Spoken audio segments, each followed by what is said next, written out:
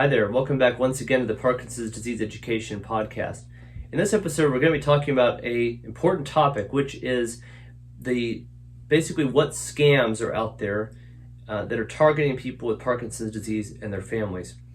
This is something that's really important to be on the lookout for, to know what to look for in terms of red flags on misleading or potentially fraudulent offers and treatments that are out there in the world today. And I'm going to try to talk to you a little bit about that, and also to highlight some of the top 5 scams that are out there right now to be on the lookout for in case you're not aware of them already. I'm not going to spend any more time preluding the topic at this point. Let's roll the intro and I'll see you on the other side.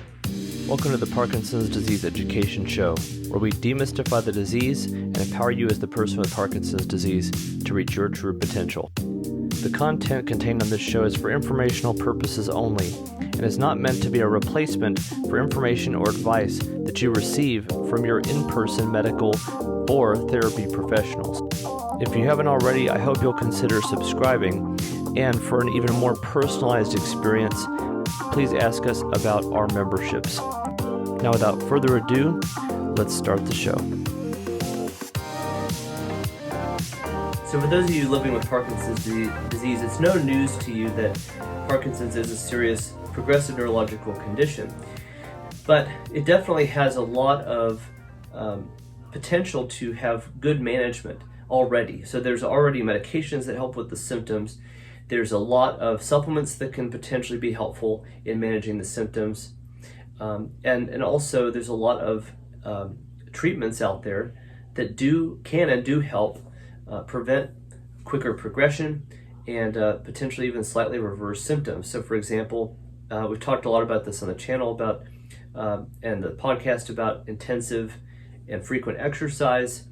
We talked about anti-inflammatory type diets. Specifically, we talked about carnivore, ketogenic type diets, and so forth. There's all kind of things out there that you can do now that there's research going into those things, or has been done already. Now, understandably, those with Parkinson's and their families are wanting that magic bullet, that something to hold on to basically look for an exciting cure or an exciting treatment that's going to be a breakthrough in helping to prevent worsening symptoms or maybe even reverse Parkinson's. And that's all fine and good, and we should want there to be something to hope for. But cure is a dangerous word, and cure is something that's not truthful, because there's nothing that we know of that can cure Parkinson's disease. There's certainly no medically or scientifically driven cure for Parkinson's disease. And if anybody has been cured of Parkinson's disease by, for example, some spiritual or miraculous means, that's certainly not the case for everybody living with Parkinson's. The vast majority of those living with Parkinson's disease are having to deal with it every single day for the rest of their lives. So we need to be focused on what is here and now and what is also coming with current research. That being said, as I mentioned in the intro, I want to make sure we can highlight a handful, 5 in particular, of the main scams that we're seeing out there today, and also how to spot these things in terms of red flags. There's certain language used by some of these snake oil salesmen, and I want to make sure that you are paying attention to that and have a radar out for that, so that you can kind of pick up these trends. So the first scam out there is stem cell or cell-based cures for Parkinson's disease. Now, don't get me wrong, stem cell research is a real thing, and it's scientifically backed. It's an ongoing area of research. So that's not to say that stem cell research, and specifically pertaining to Parkinson's disease, does not have merit. But there are certain clinics or companies that claim that they can take stem cells, transplant them into the brain, and restore lost dopaminergic neurons, or basically reverse progression or even cure Parkinson's. Those are truly claims that are out there today. And particularly, conveniently, most of these places are overseas or across the borders. For example, in the United States, there are some places in Mexico that are doing some of these stem cell treatments, but you have to travel to Mexico to get it done. So these overseas clinics or across the border clinics might promote cell therapy tourism, if you will, saying, we treat Parkinson's with our special stem cell program, come see us. The problem with this is that there's no current FDA-approved stem cell therapy for Parkinson's disease. And that's essentially a direct quote from Michael J. Fox Foundation. Michael J. Fox has actually been a huge proponent of stem cell research over the years. So if anybody has a say about it, it would be his foundation. In addition to that, the U.S. Food and Drug Administration has issued consumer alerts about regenerative type of products, including things like stem cells and exosome therapy. The thing is some of these are being marketed without any sufficient evidence of safety or efficacy, meaning it may or may not work. Also, some of these places want prepayment for their services, so you have to pay now rather than finding, for example, if you're being recruited for a clinical trial, they're not going to ask for you to pay an upfront fee to be a part of this trial. They're going to allow you to be a part of the research. Even if it does happen to be like stem cell research, they're not going to make you pay for a treatment. They're going to have you as part of a trial, recruit you as part of a trial, and if you qualify, you may take place in some treatments, and then they're going to look at certain outcomes. But again, you've got some major risk in any of these. For example, definitely the ones that are overseas or across the border, paying up front for treatment. There's high cost, uncertain outcome. And you could potentially have some really serious harmful effects like infection, other adverse events, and also you're losing resources and time. Resources and time that could have gone toward things that we know work. So the fact that there's no peer-reviewed data is also a red flag. You want to know how many people participated in studies. You want to know that there's a control group to compare to people that didn't get the treatment versus people that did get treatment, things like that. So again, promising results don't equal proof.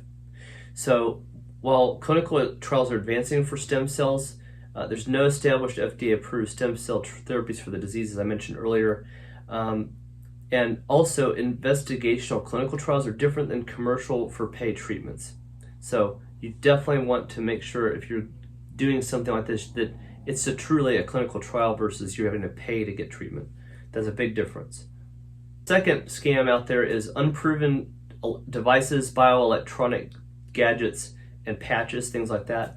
Now, when I say patches, I want to be careful because there are some patches that I've actually used myself that I do feel like have some efficacy, at least for general health purposes, if not for Parkinson's.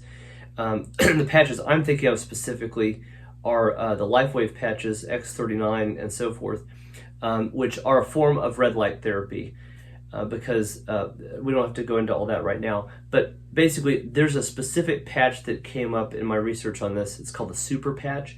That's one that has a lot of weird health claims behind it. But there's all kind of things that fall into this category. So for example, there's vagus nerve stimulating devices, all kind of stuff like that. You just want to be discerning about what devices you're talking about. So there's certain wearable patches, like I mentioned, that super patch, skin pads, adhesive devices, something that's claiming to reset brain function, boost your dopamine, repair damaged nerves. Yeah, those kind of claims are exciting sounding, but they don't have a lot of evidence behind them. Now, the bottom line here, especially with devices like this, is if the claim is to reverse Parkinson's or stop progression, that's where you need to go, okay, hold on a second. That seems like a big claim. Now, there's no reason to believe that these won't have some benefit. So it could help with management of symptoms. It could help with even some support of, cell health, nerve health, whatever. But if it's claiming to reverse or cure Parkinson's, that's where you need to be like, okay, I'm out. So again, red flags to look out for with the devices. Marketing language like plug it in, you'll feel normal again. This is going to restore you, or you're not going to need drugs anymore. Yeah, probably not. Even, again, as I said before, even Symbix Biomes does not advocate for stopping current treatments. They want their device to be an adjunct to the treatment you're getting to make it even better, not to replace your treatment. Also, these will tend to have high price tags and may even have things like memberships required, like a special membership required or a treatment plan involved to kind of have ongoing use of the device. So that's another kind of potential red flag to look out for. I keep bringing up Symbix, but I do feel like it's worth mentioning that they are doing a lot of clinical research to try to find out why their products are helping people, not just to promote selling the product, but also to find out why. And there's a huge trial going on in Newcastle in the UK, which not just includes Symbix devices. There are a lot of other treatments in that trial, and it's not being funded by Symbix directly. So that's the other thing to look out for, is some of these studies may be funded by the company themselves, and that's kind of something to be a little suspect of, because why wouldn't results look good if you're paying for it? But so Symbix is doing a good job, in particular as a company that produces wellness devices, of looking to get as much objective data as they can on supporting the devices that and what they're doing for people. So just look out for that, because just testimonials alone, that can't be enough not to make something a wide use device for something like this. So number 3 is supplements, or miracle herbs. I call them miracle herbs. Extreme dietary changes. Now, when I say extreme dietary changes, I don't mean necessarily like what we've talked about on the channel and on the podcast. I've talked about carnivore and ketogenic diets. Carnivore is a form of ketogenic diet. It's just a specific version of ketogenic diet. Fasting and carnivore diet, when they're paired together, are extremely powerful to help chronic diseases. And I know a lot of people with Parkinson's doing this, and it's helping them tremendously. So, and I admit that's anecdotal, but that is definitely not what we're talking about with extreme diets. With extreme diets, we're talking about things like, detoxes or cleanses, super antioxidant stacks, and paired with claims like reversing Parkinson's or restoring dopamine neurons, flushing out the disease from your system. That's a good one.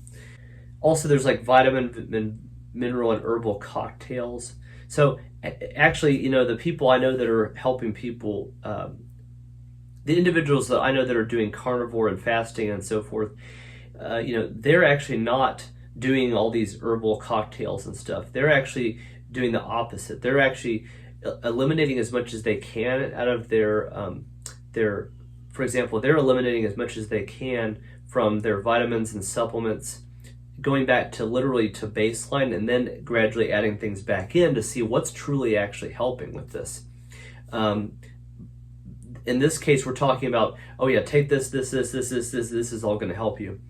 And there's some specific supplements that are being flagged out there, but specifically with the caveat that they will cure or dramatically improve Parkinson's. So, that's good. Everything from CoQ10 to fish oil or brain boost formulas.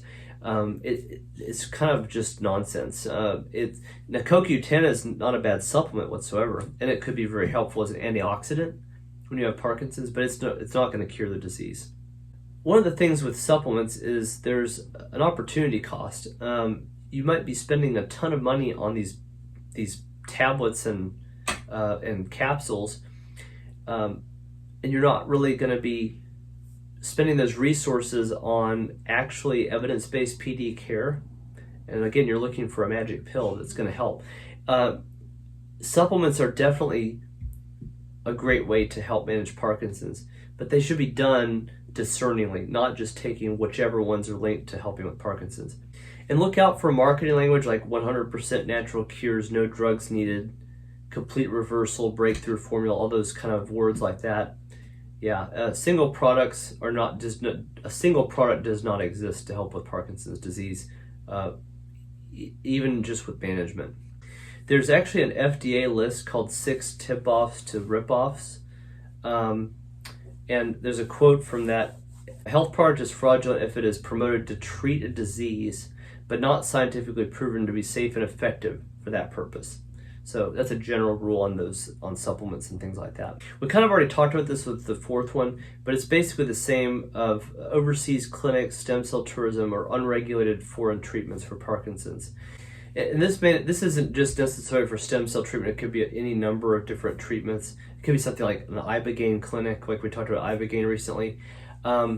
Clinic abroad promises cure for Parkinson's, no approval needed in our country. ship you home when you're cured. That definitely just screams fraud, right? It should anyway. And the thing on Facebook that you see the most often, which goes into what I was talking about with the herbs, is on Facebook, every Facebook group dedicated to Parkinson's gets these scammers. I think they're just bots that kind of invade the comment section, but they'll just go in and start promising, like, oh, my husband, he used to have Parkinson's and he suffered so much, but then he got paired with Dr. Annika, and Dr. Annika cured him of his Parkinson's with the herbal remedies, and you must contact the Annika Herbal Center. Things like that. It's just these stories that just are so clearly made up, but people fall for it all the time. I see people in the comments all the time going, oh, please send me the link, send me the link. No, please don't click on their links. That just encourages them more, but I understand why people want something to look for. But again, with these overseas clinics and treatments, is a huge upfront cost. There's travel, there's hotel stays, there's the treatment itself. Oh, we're talking tens of thousands of dollars potentially. And after you get the treatments, is there any follow-up? Are they going to follow you at all after you return back to wherever you came from? Is there any guarantee whatsoever of results? I highly doubt it. Is there any refund offered if you don't get improvements? The LifeWave patches have a 90-day money-back guarantee. They wouldn't do that if they didn't believe in their product. So if there's no money-back guarantee for results not being, you're not getting what you want out of it, then that's another red flag of, they want money up front, but there's no refunds, or there's no guarantee of money back if you're not happy. That's just not a good idea. And one other thought about that is, who in the heck is regulating this, especially in another country? If you're traveling outside of your own country to some other country, what are the healthcare regulations in that country? What's the oversight of these kind of treatments, if any? All those things are important to consider. Finally, the last thing to look out for is basically misleading claims or secret breakthrough marketing or fake research. There's actually been fake research out there. There was a case in Australia, in fact, of fraudulent research. Researchers fabricated a study on Parkinson's treatment strategy, and it led to actual prosecution for fraud. So it does happen that there are fake studies out there. So you got to be careful about where the research is coming from also. So again, like claims like our research shows amazing results, or a new study unveiled at a conference, not yet published. Yeah, in-house data or small pilot studies, top doctor endorsed. But again, if there's no independent, peer-reviewed publication, that's what you want to be. You want to have your radar up for that. So in looking into research, you would need to find out what the study name was, where it was published, how many participants were in the trial, what were the outcomes of that trial.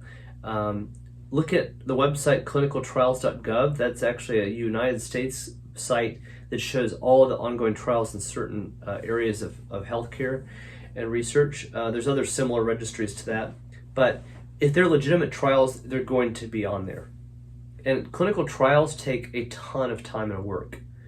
So it's not research that's done within a month or two and it's over and it's published. It takes years sometimes to not only get the funding for the research, but then also putting the study together, recruiting your subjects, going through the actual trial itself, and beyond. Even with promising results we have from a lot of different treatments, we're years away from there being, in a lot of cases, approval of these treatments or final evidence. So secret miracle claims should always be viewed with high levels of suspicion. So to wrap up, I would never discourage somebody from looking into or exploring things that are complementary to their Parkinson's treatment. But I definitely want to encourage you to have the conversation with your neurologist or movement disorder specialist just before starting any new treatments, especially one that's going to potentially cost a lot or claims to have a cure behind it. Check if those treatments are part of any kind of a peer-reviewed clinical trial.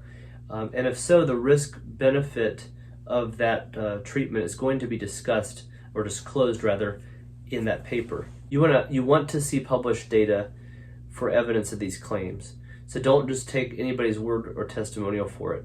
You want to make sure that you have control groups in the trials, and that it was randomized into potentially blind or double-blind groups for treatments, so that nobody knows whether they're getting the treatment or not, and even the people administering the treatment. Double-blind is when the person in the study doesn't know if they're getting the treatment or not, for the drug, for example. And a double-blind is the people administering the drug or the placebo don't even know whether it's the placebo or the drug. So that adds a ton of evidence to a treatment. And finally, focus on evidence-based care. There is good symptom management out there. There's medications approved for Parkinson's. There's proven treatments like physical, occupational, and speech therapy, especially programs like LSVT, Big and Loud, Speak Out, Power Moves, and so forth, that are proven to help people with Parkinson's. Exercise beyond that, dietary changes, and monitoring by qualified specialists are all things that are possible to help make life better with Parkinson's now. In conclusion, hope is real, so I don't want to discourage you from being hopeful of new and breakthrough treatments. If there was a truly immediate cure for Parkinson's disease, it would not be a secret. So lastly, I'll conclude with, if someone promises you a cure for Parkinson's today, especially one that comes at a hefty price tag, it's very likely a scam or an unproven treatment. So just be skeptical, ask questions, and protect your resources and your health. And you also don't want to essentially be even more discouraged, especially with loss of resources and time that could have been devoted to something that actually works. Well, that's all I've got for this episode. I hope you enjoyed it, and I hope you found it enlightening and hopefully helpful to avoid those scams in the future. Let me know what you thought in the comments, and if you've been a victim of any of these scams, I'd like to hear that as well. I look forward to seeing you in the next episode. As always, be empowered and have a great day.